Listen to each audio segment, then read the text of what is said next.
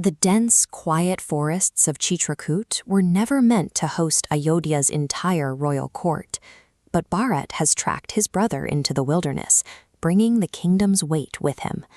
The reunion brings a shattering revelation. King Dasharath is dead. The grief of sending his eldest son into exile finally proved fatal. Ram collapses under the news. Gathering his strength, he performs the Tarpana, the final water rites. He cuts the river water in his hands and pours it back into the Mandakini as an offering to his father's soul. This ritual strips away the titles of prince and heir. Standing in the river, the brothers exist as two orphaned sons, mourning the man who bound their lives to these conflicting paths. With the king's death, Chitrakoot transforms. This quiet refuge is now the center of a massive power vacuum that threatens to destabilize the entire empire. Queen Kaikeyi stands before Ram, consumed by the wreckage of her own choices. She begs for a death sentence, believing her role in the family's ruin makes her unworthy of life. Ram offers a philosophical shield instead.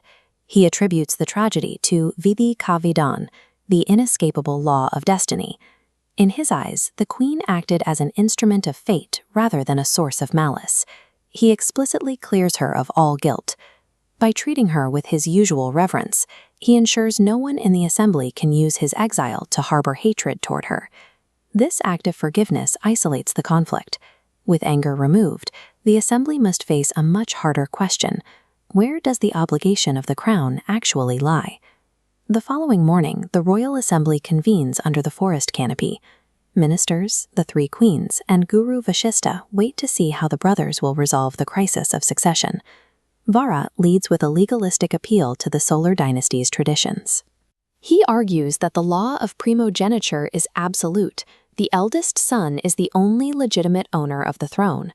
This diagram shows the intended line of succession. Bharat claims that his mother's boons acted as a form of political deceit that has broken the sequence, making his own claim to the throne a violation of natural law. To finalize this legal maneuver, Kaikeyi formally announces the retraction of the boons.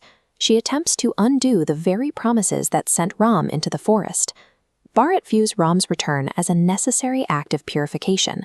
By ascending the throne, Ram would wash away the stain of this historical manipulation and restore the family's honor. Now, Bharat has constructed a masterful trap. He has aligned the law, the lineage, and the will of the people to leave Ram with no choice but to take the crown. Ram remains unswayed. He argues that dharma, duty, is an individual burden. One man cannot fulfill the vow of another, and the responsibilities of the forest are now his alone to bear. Ram points to a specific contractual reality.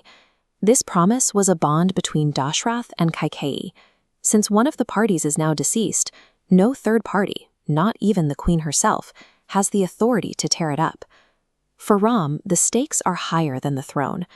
If he returns to Ayodhya, he proves that his father's word meant nothing, effectively turning the late king into a liar in the eyes of history. Desperate, Bharat abandons logic. He reminds Ram of their childhood, when Ram would lose games on purpose just to see Bharat win. He asks for that same brotherly kindness now. When Ram still refuses, Bharat takes a final, drastic stand. He spreads a bed of kusha grass on the ground and begins a fast unto death, vowing to remain there until his brother relents. The debate has reached a total deadlock. It is a collision between Ram's absolute commitment to the truth and Bharat's absolute commitment to his brother. The assembly is paralyzed. Even Guru Vashishta, the wisest of counselors, cannot find a path that honors both Ram's vow and Bharat's devotion.